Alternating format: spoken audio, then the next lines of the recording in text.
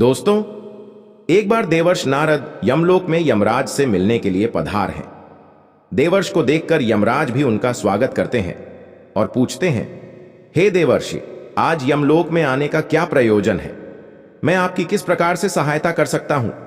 तब देवर्षि नारद कहते हैं, हे धर्मराज, आप तो न्याय के देवता हैं। मनुष्यों को उनके पाप और पुण्य कर्मों के आधार पर आप उन्हें स्वर्ग अथवा नरक में डालते हैं। इसीलिए आपको स्वर्ग और नरक लोक के बारे में सब कुछ पता है। मैं यहां पर यह जानने के लिए आया हूं कि नरक की वह कौन सी नदी है जिसमें पापी और पुण्य आत्माएं एक साथ गिरती है। वह नदी कैसी है, उस नदी का क्या नाम है और मृत आत्माएं उस नदी को कैसे पार करती है। कृपया आप मुझे इन सभी के बारे में बताने की कृपा करें। फिर यमराज कहने लगते हैं, हे देवर्षि, यमलोक के मार्ग में जो नदी पड़ती है उसे वैतरणी कहा गया है। यह नदी अगाध, दुस्सतर और देखने मात्र से ही पापी मनुष्य को महाभयभीत करने वाली है। इस नदी में मांस, रक्त, पीप आदि से युक्त जल बहता रहता है। मांस और कीचड़ से व्याप्त इस नदी से अत्यंत दुर्गंध आने लगती है, जिसे पार करना पापी मनुष्यों के लिए बहुत कठिन होता है। तथा यह नदी भयंकर नुकीले दांतों वाले जीव जंतुओं से व्याप्त है। फिर यमराज देवर्षि नारद को अपने साथ लेकर वैतरणी नदी की ओर प्रस्थान करते हैं। यमराज कहते हैं, देखिए देवर्षि, वैतरणी नदी में पापी आत्माएं यमदूतों के द्वारा गिराई जा रही है। पापी मनुष्य इस नदी को देखकर भयभीत हो जाते हैं, थर थर कांपने लगते हैं। जब पापी मनुष्य नदी के तट पर आकर खड़ा हो जाता है तो उसे देखकर वह वैतरणी नदी खोलने लगती है। उसका पानी उबलने लगता है, जिसे देखकर पापी उस नदी में उतरने से डरने लगता है। तब मेरे दूत उस पापी को धक्के मारकर नदी में गिरा देते हैं। उस पापी के नदी में गिरते ही नदी के पात्र में नदी का जल तुरंत खोलने लगता है, जिससे उस पापी को असहनीय वेदना होने लगती है। उसका अंग अंग जलने लगता है। वह जोर जोर से चीखने चिल्लाने लगता है, किंतु किसी को भी उन पर दया नहीं आती। वैतरणी नदी का जल कीटाणुओं से तथा वज्र के समान सूंड वाले जानवरों से भी भरा हुआ रहता है। सूंस, घड़ियाल, वज्रदंत तथा अनेक हिंसक एवं मांस भक्षक जलचर से वह महानदी भरी हुई है। यमराज कहते हैं, हे देवर्षि, पृथ्वी पर प्रलय के अंत में जैसे 12 सूर्य आकाश में एक साथ दिखाई पड़ते हैं, ठीक उसी प्रकार से नरक में भी 12 सूर्य आकाश से उस नदी को तपा रहते हैं, जिससे नदी का पानी उबलने लगता है। उस महाभयंकर नदी में गिरने वाले पापी मनुष्य दर्द से चिल्लाते हुए करुण विलाप करने लगते हैं। उनके मुख से बार बार अपने परिवार के लोगों का नाम पुकारा जाता है, किंतु उनकी मदद के लिए वहां कोई नहीं आता है। दुष्ट और पापी लोगों की गति ऐसी ही होती है। वे सभी पापी मनुष्य वैतरणी नदी में इधर उधर भागने लगते हैं। ऊपर से तपते हुए 12 सूर्य की गर्मी से वे जलने लगते हैं, तो फिर वे नदी में डुबकी लगाते हैं, लेकिन नदी का पानी भी उनके शरीर को शांति नहीं देता है। वे उस गर्म जल में भी तड़पते रहते हैं। इतनी पीड़ा सहन करके वे अपने पाप कर्मों को याद करके दुखी होने लगते हैं। हे देवर्षि, वैतरणी नदी चारों ओर से भयानक भूखे जानवरों से भरी हुई है। वे सभी नुकीले दांतों वाले जानवर नदी में गिरने वाले प्राणियों को काटते रहते हैं, उन्हें कच्चा चबाने लगते हैं। सभी पापी लोग उन भयानक जानवरों को देखकर इधर उधर भागने लगते हैं, लेकिन फिर भी वे खुद की रक्षा नहीं कर पाते। फिर देवर्ष कहते हैं, हे धर्मराज, फिर जो लोग पुण्यवान होते हैं वे इस नदी को किस प्रकार से पार करते हैं? यमराज कहते हैं, हे देवर्षि, पुण्य करने वाले मनुष्य को यह वैतरणी नदी सुख प्रदान करने वाली होती है। इस नदी में गिरने पर उन्हें परमानंद की प्राप्ति होती है। इस नदी में अत्यंत सुंदर सोने से बनी हुई नौका है।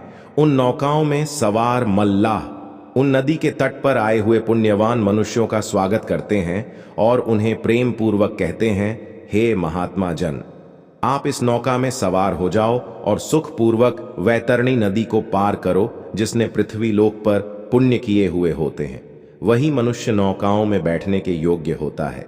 जो लोग पापी होते हैं उन्हें नदी के तट पर खड़े मेरे दूत धक्के मारकर नदी में गिरा देते हैं और नदी में मौजूद कोआ, बगुला, उलूक आदि पक्षी उस पापी के शरीर पर चोंच से प्रहार करने लगते हैं। पुण्यवान मनुष्यों को नदी का जल अत्यंत सुंदर और पवित्र दिखाई पड़ता है। उन्हें उस नौका में बैठने पर किसी प्रकार का कष्ट नहीं होता है और वे जल्दी ही उस महानदी को पार करके आगे चले जाते हैं। वे जब आगे इस नदी में चलने लगते हैं तो नदी में मौजूद हिंस पशु उन्हें किसी भी प्रकार का कष्ट नहीं देते हैं। वे शांति से उन भयानक जानवरों के बीच में से चलने लगते हैं।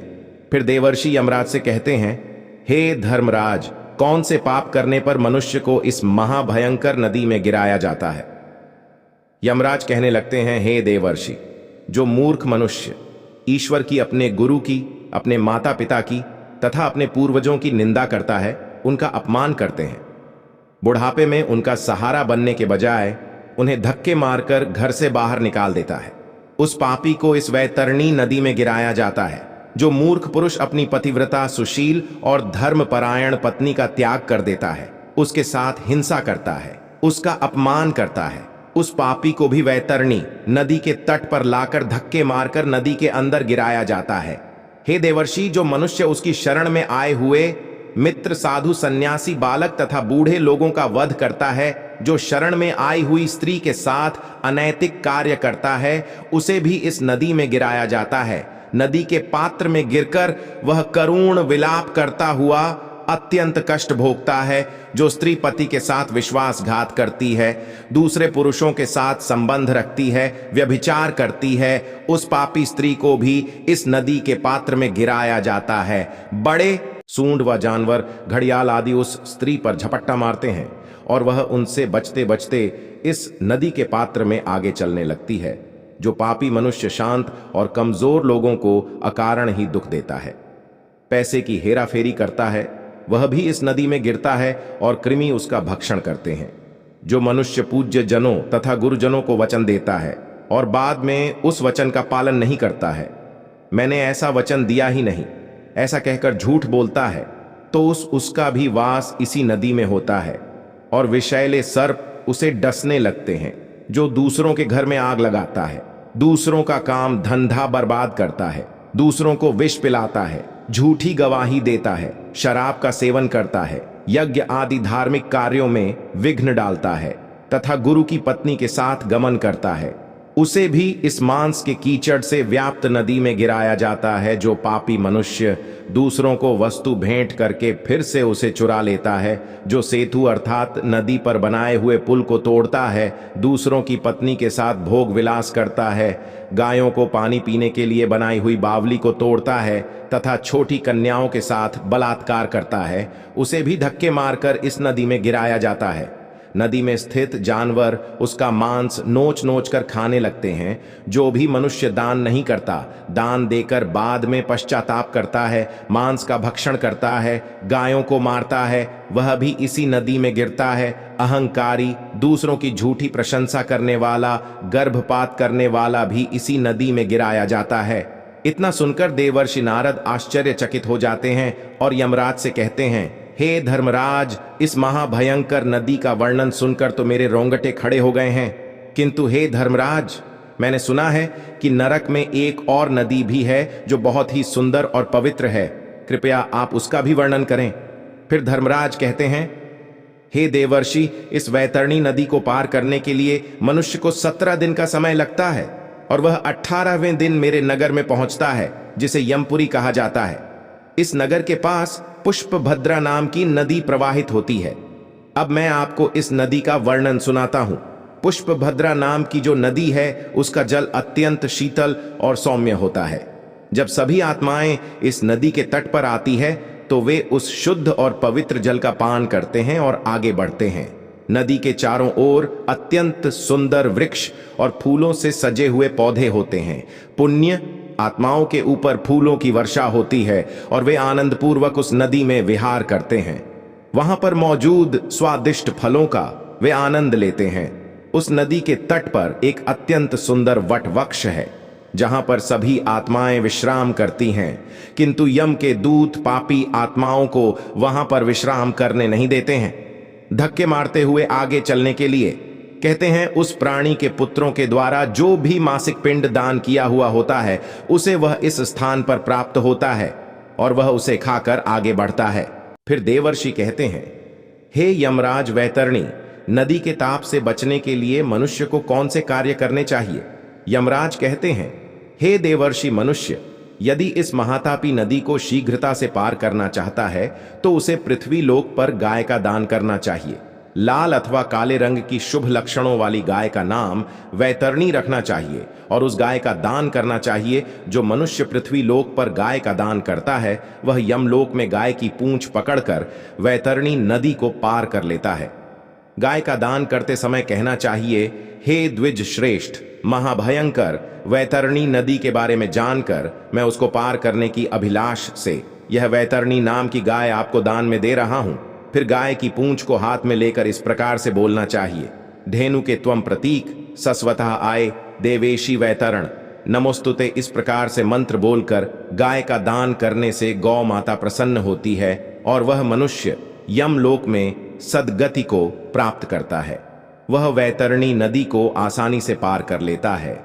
जो व्यक्ति इस पृथ्वी पर गाय का दान देता है वह अपने समस्त अभीष्ट को सिद्ध कर लेता है। सुकर्म के प्रभाव से प्राणी को ऐहिक और पारलौकिक सुख की प्राप्ति होती है। स्वस्थ जीवन में गोदान देने से 1000 गुना एवं रोगग्रस्त जीवन में 100 गुना लाभ निश्चित है। मरे हुए प्राणी के कल्याणा अर्थ जितना दान दिया जाता है उतना ही उसका पुण्य है। अतः मनुष्य को अपने हाथ से ही दान देना चाहिए। मृत्यु होने के बाद कौन किसके लिए दान देगा? दान धर्म से रहित कृपण पूर्वक जीवन जीने से क्या लाभ? इस नश्वर शरीर से स्थिर कर्म करना चाहिए। आत्मा अतिथि है और वह एक ना एक दिन इस शरीर का त्याग करके चली जाएगी। इसीलिए बिना लोभ किए मनुष्य को दान अवश्य करना चाहिए। इस प्रकार से यमराज ने देवर्षि नारद को यमलोक की वैतरणी और पुष्पभद्रा नदी का वर्णन किया है। उम्मीद है आपको यह जानकारी अच्छी लगी होगी। वीडियो को लाइक जरूर करें और कमेंट में जय श्री कृष्ण अवश्य लिखें। साथ ही चैनल को सब्सक्राइब करें ताकि ऐसी ही आध्यात्मिक जानकारी आपको प्राप्त होती रहे। आज की प्रस्तुति में बस इतना ही। आप सभी का धन्यवाद।